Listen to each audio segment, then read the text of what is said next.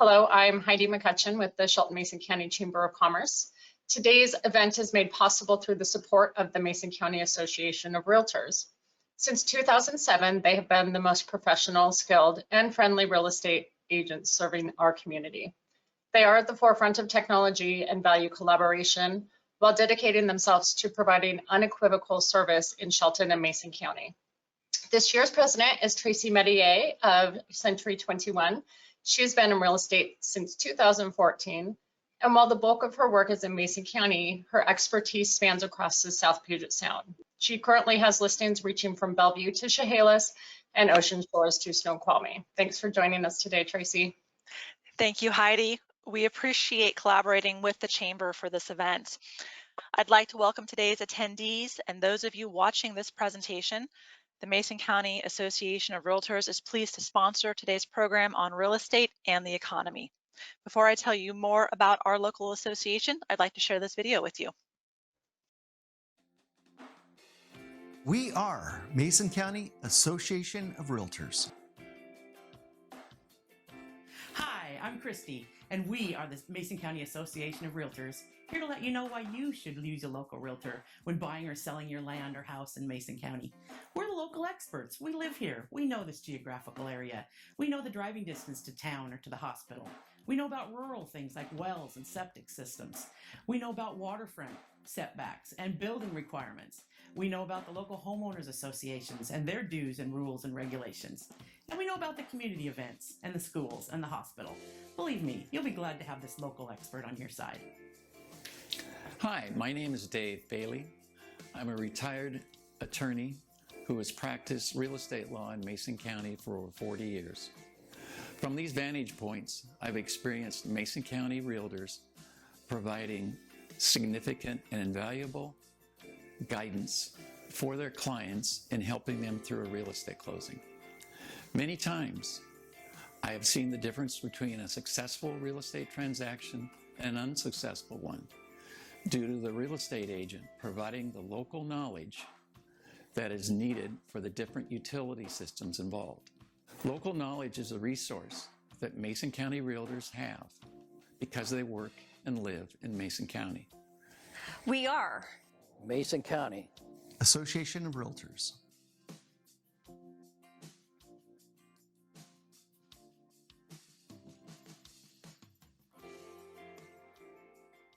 You probably recognized some of the faces in the video. As realtors, we are engaged in our community in many ways, from our grassroots Angels and Cherubs program, our Rotarians, port commissioners, football coaches, and nonprofit volunteers. We have 150 active realtors in Mason County, and they are all committed to their profession. As realtors, we are required to keep on top of our education, ensuring we have accrued 30 hours of continued education every 2 years for our license renewals. That, coupled with extensive local knowledge, makes us the best resource for anyone buying or selling property. To briefly highlight the difference between realtors and real estate agents, realtors are members of the National Association of Realtors and held to a high professional standard. We partake in additional education, including taking our code of ethics every 2 years. If you have any further questions about the Mason County Association of Realtors, please reach out to us. We're happy to help. Thank you, Tracy. I don't know that there is a better group to have among us as we delve into real estate and the economy. We'll hear first from local realtor Andy Conklin, and then we'll hear from James McCafferty of Western Washington University. Andy is a licensed realtor since just after graduating Shelton High School more than 20 years ago. He has experience with everything from vacation homes and waterfront properties to investment real estate, large and small lands, and commercial buildings. Andy has earned a certificate residential specialist designation. His breadth of knowledge and local connections provide him a unique and insightful perspective. Andy is a proud member of the Conklin team at Windermere Hamley, where he helps his clients buy and sell properties alongside his father and sister. Andy's also served as a member of the Chamber's Board of Trustees and volunteers frequently in the community. Welcome, Andy. Thank you. So I always really enjoy this, enjoy doing this work and figuring out what's going on in our local market. And I appreciate the opportunity from both the chamber and the realtors once again to be the person that's doing the presentation. So with that, we'll get started, and we'll talk about the housing market as a whole. We've talked about this a number of times, and this basically has to do with buyer's market versus seller's market and what that looks like. So this is for these are numbers that are from September in the last 3 years. The number of active listings available. You can see there in September of 2019, we had 260 active listings available. In 2020, we had 98, and in September of 21, we had 120. So as we move that forward to the number of closed sales in the same months, we have 150 in 19, 164 in 2020, and 158 in that should say 2021. There's my first typo. I apologize.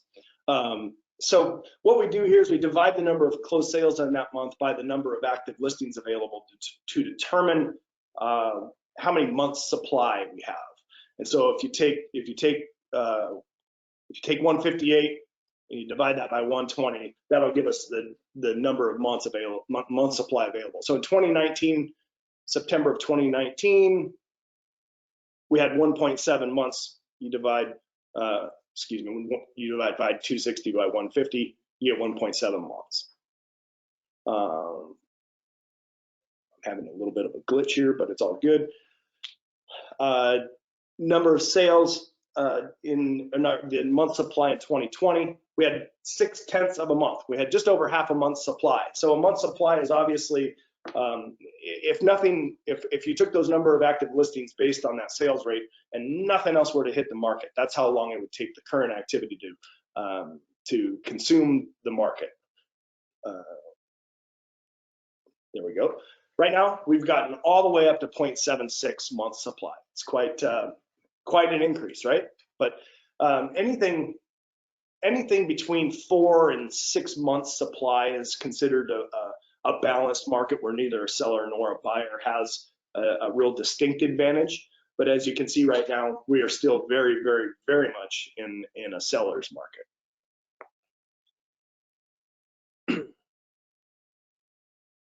There we go. So the next question is always, well, gosh, are you guys ever selling anything? And is there anything to sell? And the answer that I seem to give people on a regular basis when I give that is, if you called me and you said, hey, I want to go look at 5 houses today that meet my parameters between X and Y, the chances are not good that there's going to be 5 houses available. But in 2019, through the first 3 quarters, I'll pause right here and just say all of these numbers today are for the first 3 quarters. So it takes into account the majority of our biggest selling season, and I like to do the data at the end of quarter 3. So we had 1,320 new listings that we took in 2019, and 2020 was down significantly to 1,191. And this year we're back up with number of active listings up to 1,288. So as you can see, it's not that there's not things to sell. It's just that they sell rather quickly. So when you look at the countywide sold properties, and we're going to look at this by price range, and this is where we've seen some really significant changes in the last 10 years or so. So in 0 to 100,000.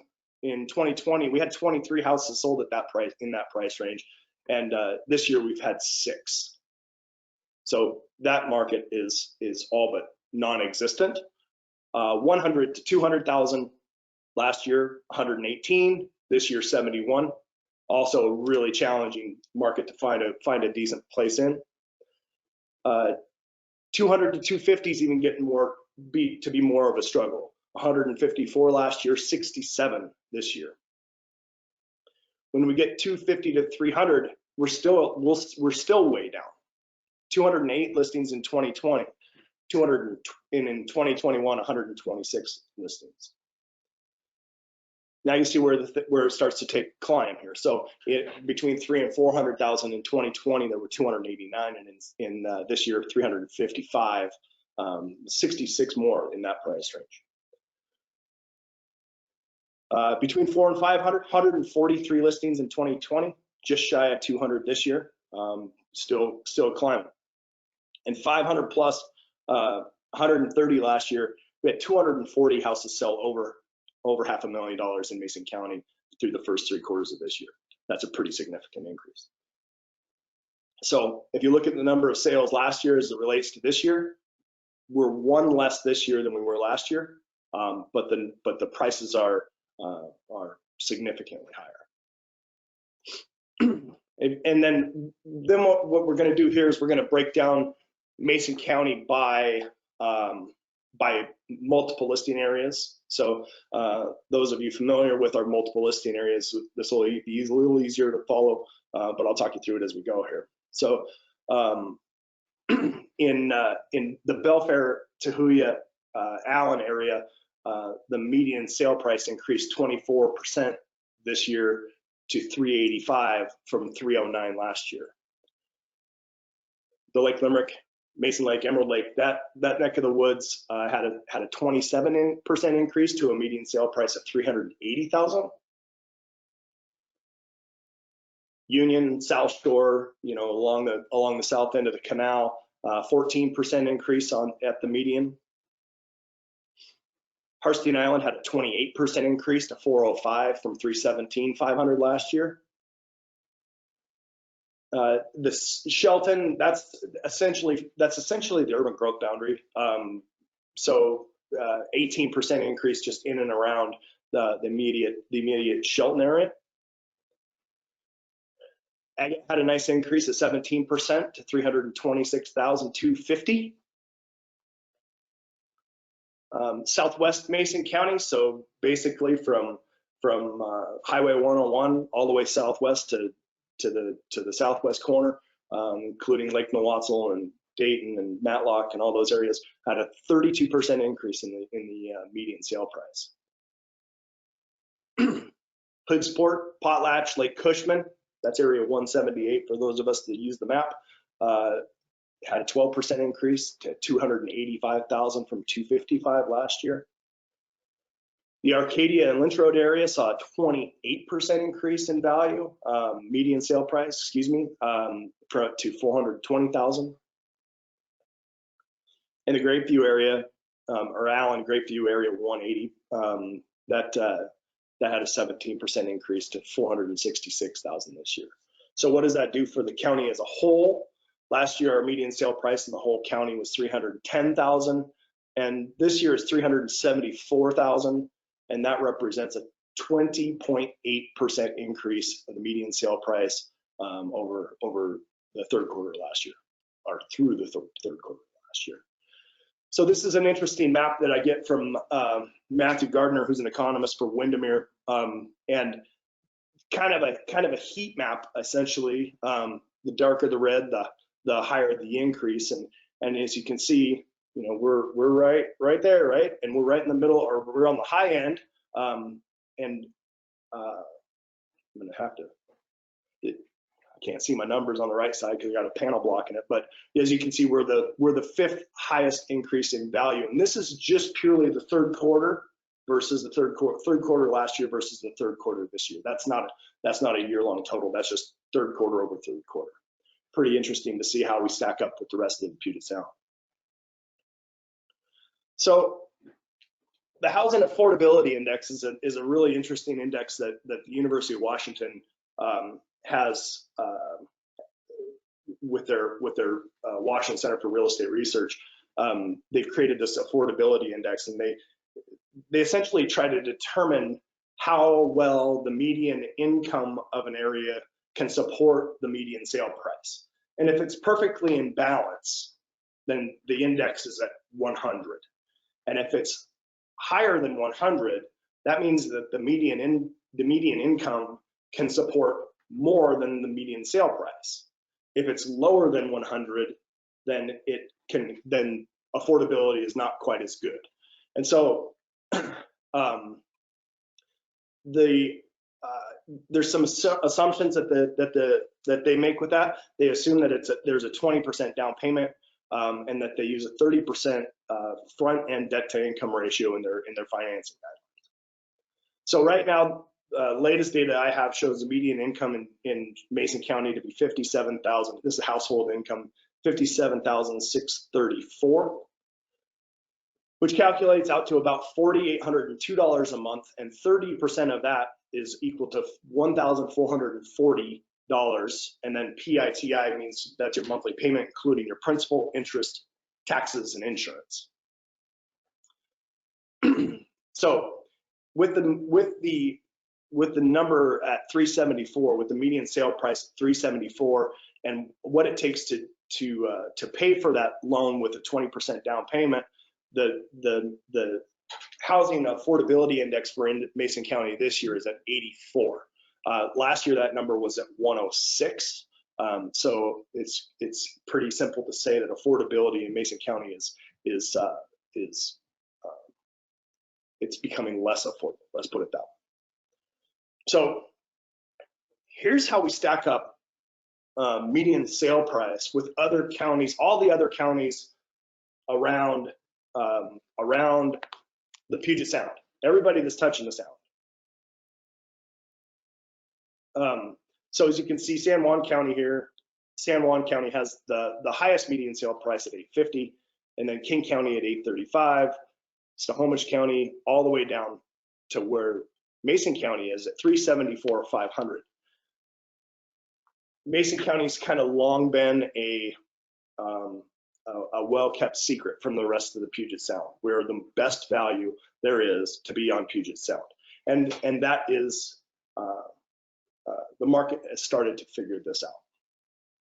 So what's really interesting, and over the last few years, I've really started to pay attention to the fact that we have two markets that are really going in not different directions, but not on the same path.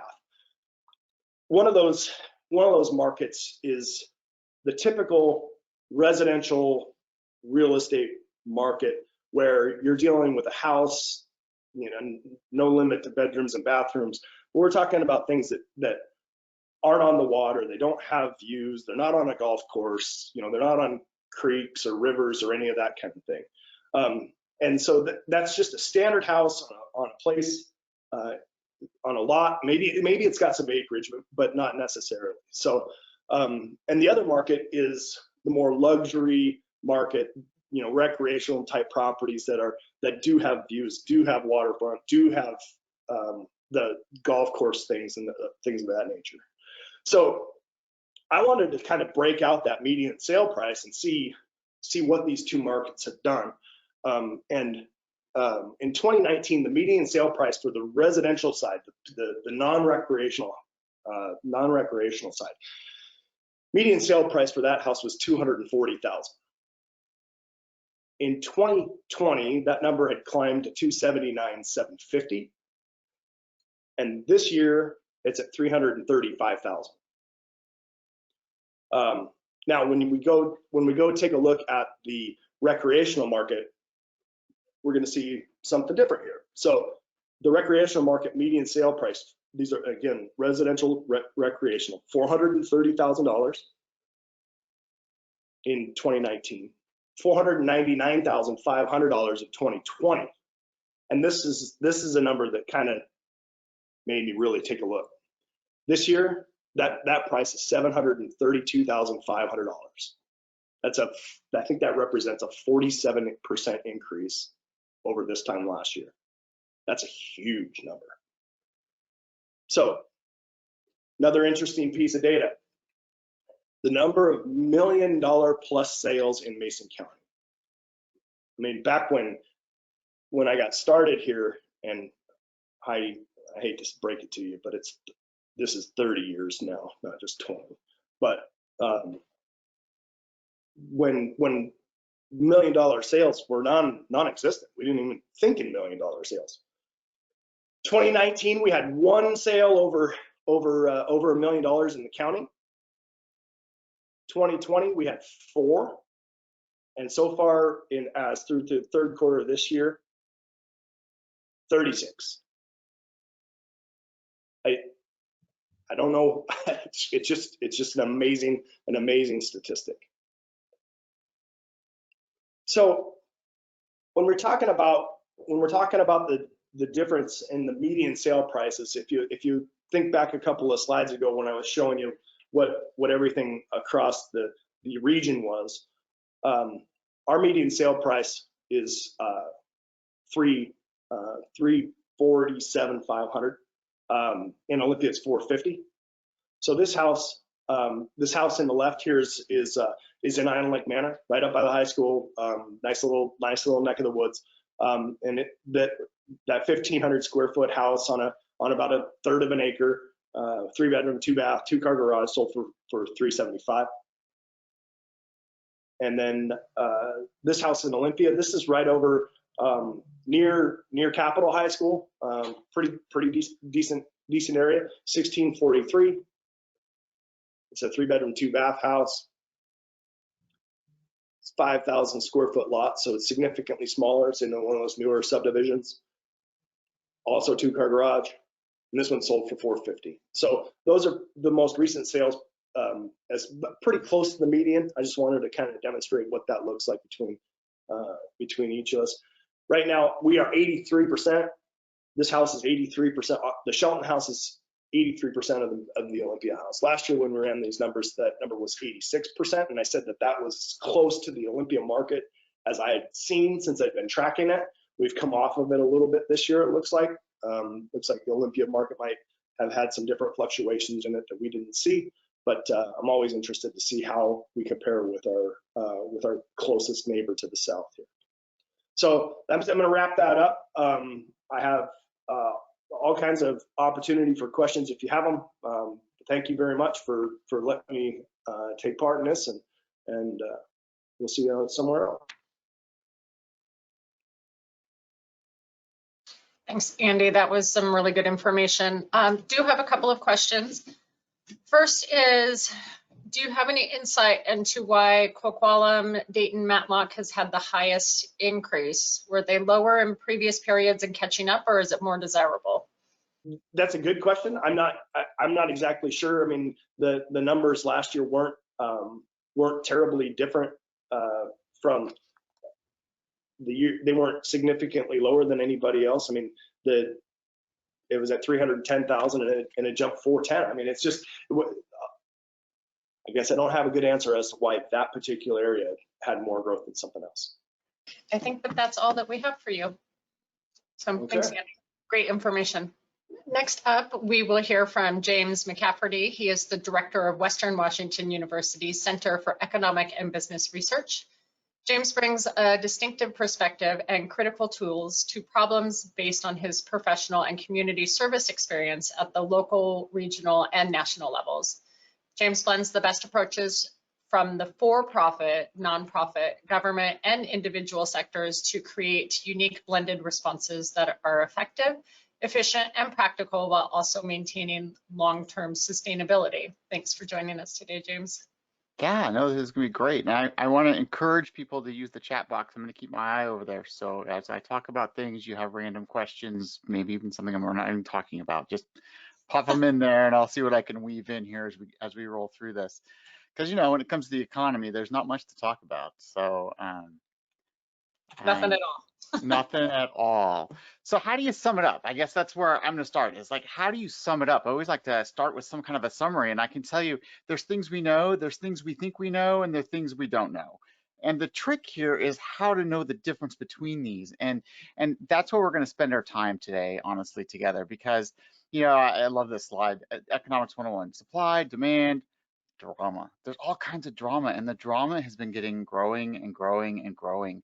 It's fascinating reading media accounts, and we won't even get into social media and just how error prone things are, because data is very specific in how it can be used, and so it gets used and abused in ways that it just doesn't support very well at all.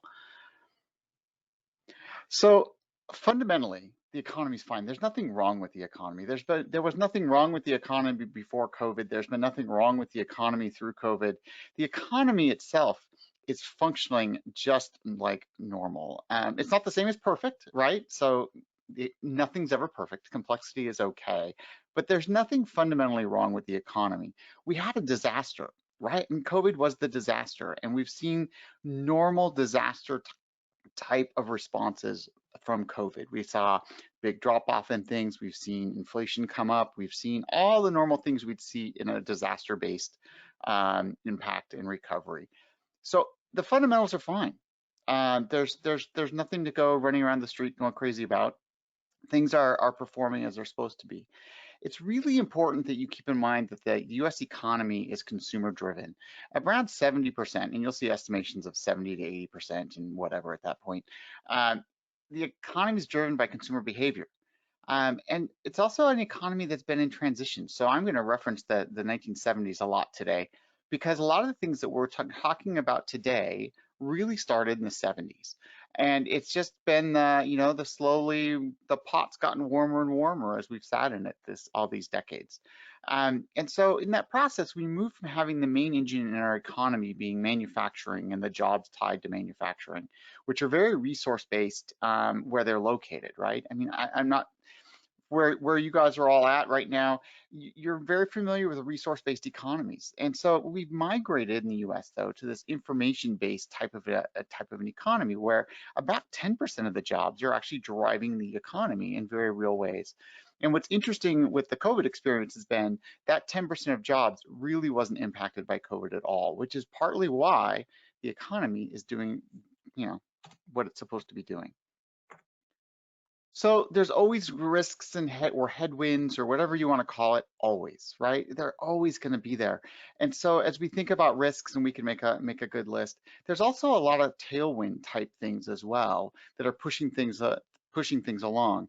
And all things being equal, it's working itself out. We're being not pushed backwards. We're still being pushed forwards from that piece. But one of the largest risks to the economy, honestly, is you, the consumer, because we can talk ourselves into just about any form of calamity as consumers. So before COVID, my colleagues in the economist world, we were actually very concerned that we were going to talk ourselves into a recession, because headline after headline after headline was all about, oh, the recession's coming. Oh, we've had this long expansion, the recession's coming. And we did get a recession. We just didn't get the recession that anybody would have expected, right? No one foretold the COVID recession. And so we saw the recession, we've seen the recovery, and we're back now into, as a consumer base, talking ourselves into some potential calamities. And so we'll drill into that. So, and this is just a good reminder why economics is a social science, because it's all about looking at human behavior and how humans might behave and react to things that are going to drive possible things within the economy. So things that are going to be on your mind, or at least I'm trying to read your minds.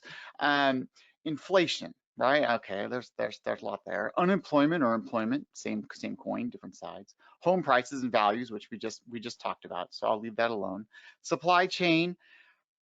We could talk about that forever, so we'll leave that alone today, but it's definitely on your mind. I can tell you that the short story is supply chain will resolve itself. It's not as bad as you think it is, and it's mostly being caused because we're consuming a lot more. And I've got a couple slides that'll show that. And then of course, you're probably thinking about your 401k balance, because we have a wealth effect going on in the United States, because people, you just found out your house is worth a lot more than you thought it might have been. The stock market has performed really well over the last years. And so people have a certain wealth effect going on. So 401k balances or savings balances, those kind of things are on your mind as well. Where I'm going to tell you should be thinking is about consumer behavior, and then also kind of where we're heading here on a forecast basis. So on the consumer side, it's complicated. There's no single set of values or actions and reaction sequences. Everyone behaves independently. I mean, there's definitely group mentality or herd mentality that happens, but we also see differences by regions. We also see a lot of partially informed instincts and not a lot of facts causing these kinds of actions and reactions to things. Our friends to the north in Canada right now are struggling with runs in their stores because people realize that they can't get cargo and things in and out of the lower mainland right now, which is a short-term problem, but people have done the same thing they did in the US with toilet paper. They went to the store and they bought everything. And it's just this partially informed instincts that causes consumer behavior sometimes.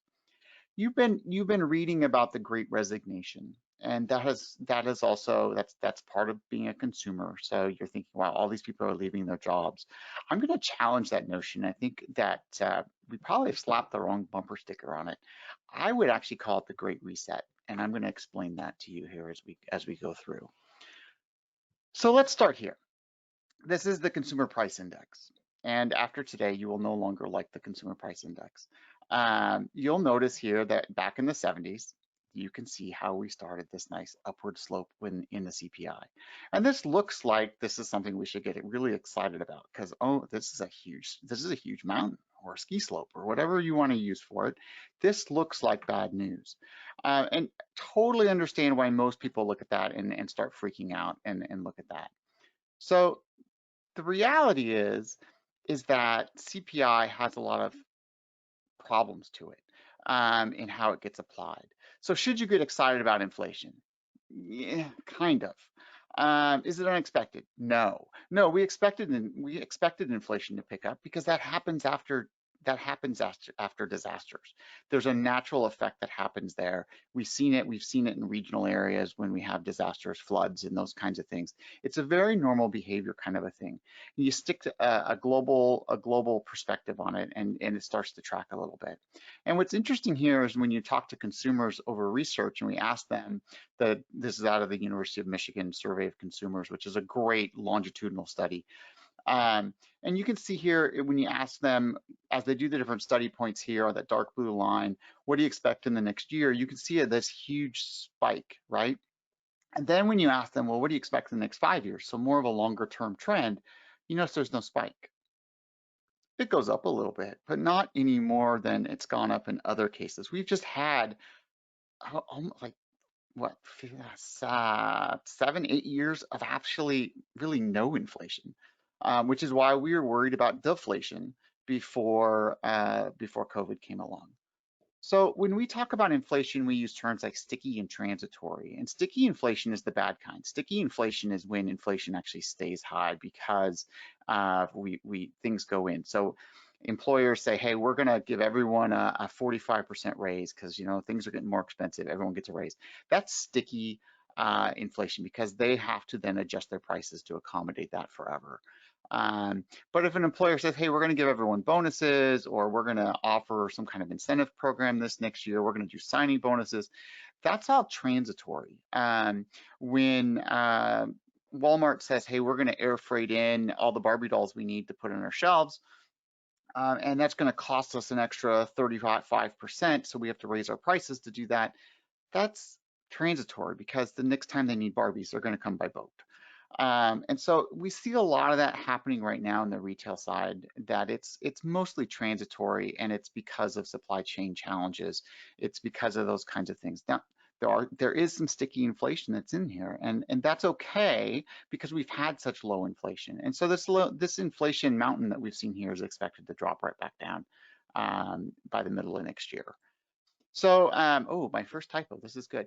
It's the Fed that changed its target, not Fred. Fed changed the target on inflation, and this is going to be an important thing to keep in mind here as we talk about inflation. The Fed has kept inflation below 3%. That has been their guiding principle until about a year ago, when they changed it to say, our goal now is not to keep it under 3%, but to average 3%. And so in saying that, what they're saying is they're going to allow inflation to be above 3% for short durations to get back to hitting an average of 3%, because their target of 3% was keeping us at a rate of around 2.5%, which was, they felt a little bit too low overall to cause the economic expansion they wanted to create. And so that means that we're going to see higher inflation than you're used to, but not dramatically like what you're seeing at the moment. And that's just because we've got a lot of transitory pressures going on. So why should you not love CPI? So I have a love-hate relationship with CPI. It's a very interesting basket of goods. But when the challenge I have with CPI is, the first thing is that the Fed doesn't even use CPI. They use a PCE, which is another consumption metric. But when I look at other people's forecasts of US inflation. So here's four from very different places. None of these folks are forecasting large inflation in the United States. And it's based purely on the basket of goods that are put into deciding what inflation looks like. And so even as a research center, we don't use PCI when we talk about regional type of cost of livings and those kinds of things, because it doesn't actually do a good job of reflecting that, because it can get pushed around a lot by other type of what's in that basket of goods. So what are things that are in that basket of goods that could be causing this? Well, if we look here at the bottom left, we're seeing used cars and trucks. Used cars and trucks have actually pushed CPI up that hill for the last several quarters, because used cars and trucks prices have gone up through the roof. Meat has started the last couple months, and it's not on here, but bacon has actually been one of the big pushers as well as a direct product. But we're seeing very specific things pushing CPI up. And other things are trying to push it down. Airline fares, public transit, men's suits, which cracked me up, and audio equipment. Push it down at the same time as getting pushed up. And of course, these are weighted at different things within the basket of goods. And unfortunately, the cars and trucks have been driving this piece the most. And so if you look at the bottom right here, you can see the US consumer prices over the last 12 months, what's happened there. And you can see the car and truck costs go up. And it's basic supply and demand. The volume of available cars for sale has dropped. And so that's caused pricing to go up. Plus interest rates are low and people had dollars in their bank accounts. And so we naturally drove towards some of these durable goods. And of course, the food prices will bounce around here for a little bit. But remember, food prices have been very low for a long time in the US. And so to the detriment of a lot of farmers. And so hopefully we see a little bit of a rebalancing here and a return back to somewhat normal pricing. So when we look at other consumer type expenses, working from the left here, we have prices for food at home, food away from home. And you can see here, we've seen around a 4%, kind of a 4 or 5% increase there. Again, expecting that to drop back down fairly quickly as we come into the new year. When we look at for regional differences, you can see here that here in the West, we're kind of in the middle. The Midwest is, of course, getting the biggest brunt of pricing increases when we look at CPI type data, and that should be meaningful to you, because you're talking, you got to think about wages, you got to think about mentalities of who's being impacted where as you think about this. And then, of course, one of my favorite metrics is average gas prices, and we all look at these charts and go, oh my gosh, gas prices are crazy. And I'm going to blow your mind and tell you gas is cheaper today in real dollars than it was in 1932. When we actually look at gas prices long term, they're actually very, very stable. They've declined. They have declined from an inflation standpoint. They've declined about 0.5% less than the regular economy from an inflationary standpoint. So when we express them in real dollars, gas prices are actually fairly stable. It just doesn't feel like it, and it definitely doesn't feel like it when gas prices go up by $1 at the pump right overnight. It feels like, and that does cause real complications in the economy. I'm not going to minimize that, but I am going to tell you, for the most part, gas prices have remained very, very stable. But it's one of those metrics that get people really fired up to have fun with. See, and no one's pushing back on me in the comments yet. This is good. So it's really about the real dollars. And so this is what I wanted to show you here about the real dollars. So that red line there on the right-hand side, that is gas prices locked into 2020 dollars. So if we repriced gas in 1978 in 2020 dollars, it was actually more expensive.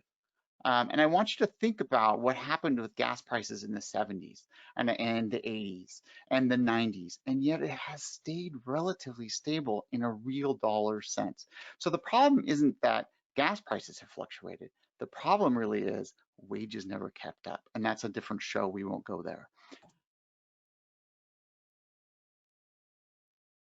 So then it gets us to employment or unemployment, and that's where people will say, well, no one wants to work or everyone's quitting. And we really are challenged by how we understand employment.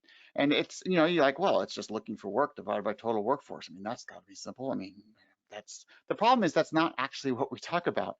And so workforce participation becomes an important metric to get acquainted with. And so I'll show you that.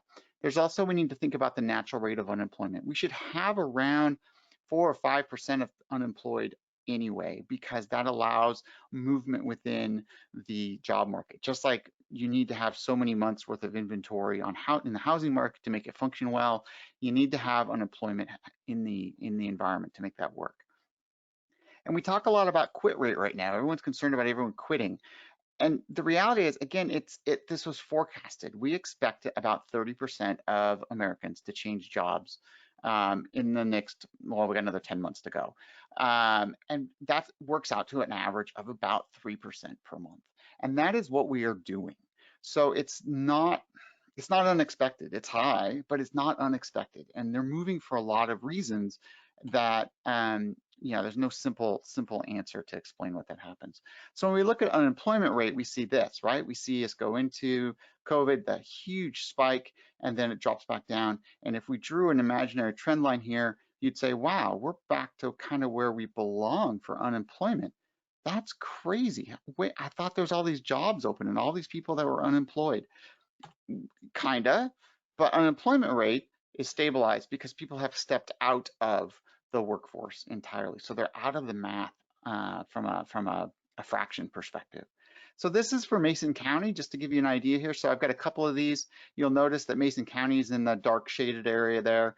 The blue line is Washington State, and the black line is US. So you kind of three-dimensional chart. And you notice here, unemployment-wise, you track Washington State, you track the country. It's slightly higher, and it's actually, but it's less high than it has been historically. So your unemployment rate actually is probably remarkably lower than it has ever been from a perspective of in comparison. And this goes back to 2012. So that's a pretty good span to be able to compare that with. And then we look at labor force participation rate. So let's look at the number of people that are of working age and what percentage are actually in the workforce. And so this chart goes back to 1950, because I told you everything goes back to the 70s. And so if you look at the 70s, you see here, actually in this case, it was the mid 60s. Suddenly we had a lot of people enter the workforce. And this is where women entered the workforce and continued to enter the workforce. And we saw that.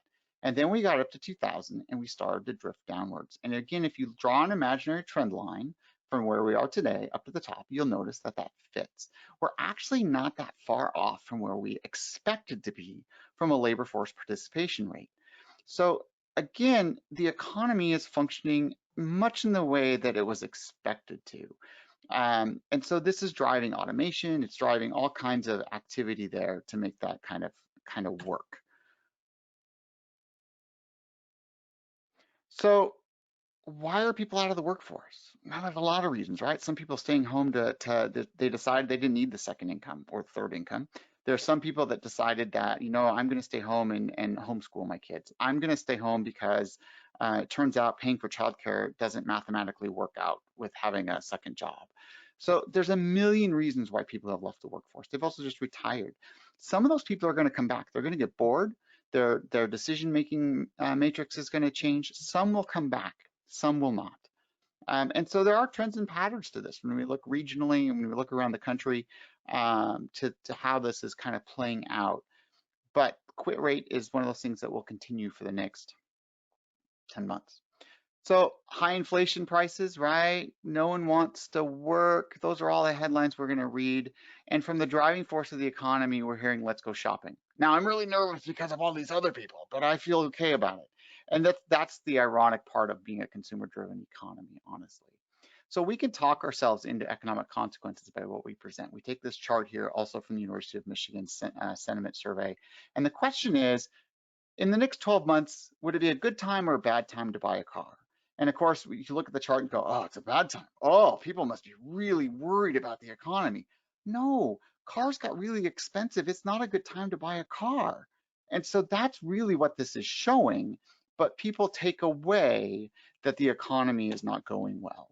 And that's the danger that we have in what's being published and what's being shown to people. And so you wind up seeing it in data like this. So this is the long consumer sentiment survey. How well do you feel as a member of the economy?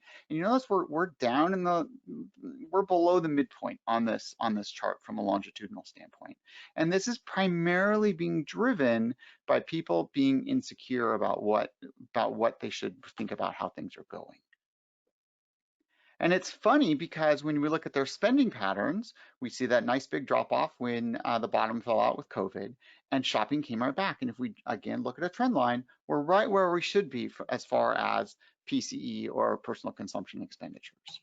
So we've got great spending behaviors. We're seeing great thoughts around holiday shopping, but yet people are nervous. And it's interesting about why people feel good about going out and going shopping. So this chart on the left here is median checking account balances. And when we look at the checking account balances have never looked this good. So we've got people, especially lower income earners, have much more money available to them. It's trillions of dollars in the US economy that's sitting in people's bank accounts at this point. And when we look at food service sales and gas sales and clothing, and yes, some of this is being driven by inflation, by increased spending, but not all of it. The economists say it's about 50-50. When you look at the growth rate, it's about 50% inflation and 50% new. So where are we going? In the next 12 months in Mason County, we're projecting about 2,700 jobs will become open. Your employers have placed nearly 900 help wanted ads in the last 3 months. Now, that's not 900 jobs. One job can have 50 different ads out. But 839 of these we think will be new roles. That's about a 5.6% growth. The largest number of these will have an average wage of around $40,000. Your mean wage, I already covered this, is about $54,000 in workforce. Your household income is actually not that far off of there, which tells you that a majority of your households are a single wage income household. In the last 5 years, you've lost 168 net jobs. So if we look back 5 years. So in the next 12 months, you're going to be ahead of where you were from the last 5 years. Wages are growing slower than national or state, but cost of living is also 25 points lower than the state average. So the state average is 130, which think about it as national average is 100. So Washington State's about 30% above. You're about 5% above national average, which is pretty close. Employment for Mason County, you can see where this is going here. I'm watching the clock. So you can see where employment's going, and we talked about this as far as another way of looking at how your employment growth is going to look. And you can look at how it's kind of flowed historically here as well. Wages, same story. I told you wages haven't come up quite as fast as other places, but still seeing good wage growth. And you can again see that you've been above national average at times and below national average at others. So you can kind of see where wages are. And again, you've got cost of living that's reasonable close to national. So I wouldn't expect you to be the same as Washington State on wages. I am unable to, there we go. And then just for fun, this is industry clusters. If I can go back. There we go. Industry clusters, the way you look at this is everything on the right-hand side of the chart. These are industry clusters that are growing. Anything above that kind of line right here, that would be industries that pay above average wages. And so your wood paper, for example, has actually moved in the last year from being a declining industry to being much more stable. There's been some job changes, but it's showing as much more stable. This looks good. I mean, obviously we'd love to have wages higher, but you've got a lower cost of living. So that's going to affect how that's going to shape out. And then finally, I will just encourage you to follow us on social media. We post out a ton of stuff every day, so you can pick your favorite vice and get some straight up econ every day. We post a lot of charts and graphs, and things I showed here today are all things that we have posted out with short explanations online. It's a great way to interact with us. You can also email us or give us a call. We're always happy to talk, geek out a little bit on econ with folks. And then we publish the Puget Sound Economic Forecaster. If you're interested in a regular feed of economic forecasts, that's a subscription product, and you can get more information on our website as well. All right, there are no questions on my screen. I do have a question, and that is, how come we're seeing "we are hiring" signs everywhere? That didn't seem to be the case before COVID. Yeah, again, the workforce participation rate, right? So you've got workforce participation rate has dropped, and there's a lot of reasons why. And so there's just fewer people in the workforce. So we've got a somewhat equitable number of people looking for, we have more jobs open than we have people looking for work. And that is driving people deciding which kind of jobs they want to have, where they're going to choose a job. And so you have people moving jobs. And we're seeing a lot of the movements in the lower paying jobs, honestly, because people are looking for not necessarily higher wages, but different working conditions. So maybe they don't want to work at night, they'd rather work during the day, or they'd rather work closer to home, or whatever, right? So there's all these different reasons people are moving. And so, and it's also a precursor to seeing more automation and a shift in how we do things as a country, because you know what's going to happen is customers are also changing how they want to interact with businesses. I don't necessarily want to go to a restaurant. I want to have it delivered. I want to be able to pick it up. I don't want to necessarily go to the grocery store. I want to just drive in, have them put it in my trunk. Those kinds of things are going to happen, and that's going to change how businesses staff, and businesses have not caught up with that yet. Got it. Another question, if mean wage is 54,000, is that 4,500 per month and after taxes? That would leave 3,375 per month, the average house payment. Oh, I think that this is for. Oh, this is a housing question. So the way they do that, the math that banks use is they use a third of your gross income to factor that in. We do the same math when we do affordability slightly different than the UW does. Ironically, the most expensive place in the state to buy a house, Redmond, is also the community that has the most affordable housing in the state. And that's the challenge of the math, right? I mean, when you can get a job working at name your favorite large software publisher for $150,000, $200,000 a year, the $1 million bungalow is affordable, right? And so that's the challenge with that. So yes, if you purchase a home at a third of your gross wages, it is tight, and that's why it's the rule of thumb. I'm not seeing any other questions. Let me just check here too. Nope, I think that's it. Awesome, been a pleasure. Thanks so much, James, appreciate it. Before we close, just a bit of chamber business. Each year, the Chamber's nominating committee presents a slate of candidates to the members for the following year's Board of Trustees. So here's the current slate for the 22 to 23 term. We'll see first term board members, Danny Berner, Marvin Campbell, and Mitch Newman, and then returning board members, Dave Aikens, Eileen Bailey, and Mendy Harlow. In accordance with the Chamber's bylaws, we will now open for nominations of members in good standing with their consent.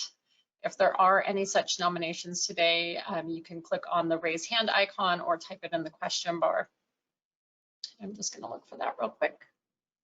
On behalf of the Chamber, we appreciate and thank the Mason County Realtors for partnering with the Chamber on today's program. My appreciation to all of you attending and joining in. Please remember, as we approach the holiday season, particularly during these challenging times, to make sure to shop local and list local. The Chamber will be encouraging Shop Small and Support Local all season long and celebrating Small Business Saturday on November 27th. Keep an eye on the Chamber's website and social media for event details, inspiration, and what's in the works for Christmastown, USA, including the Keeping Spirits Bright Holidays Light competition. You can sign up now for the competition or simply add your place to the interactive map showing locations across Mason County.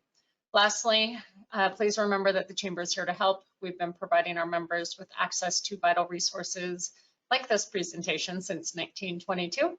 Please don't hesitate to reach out to us by phone, 426-2021, or email info@masonchamber.com. Thanks again to everyone for joining us today. We were glad to see you and wish you a great rest of your week.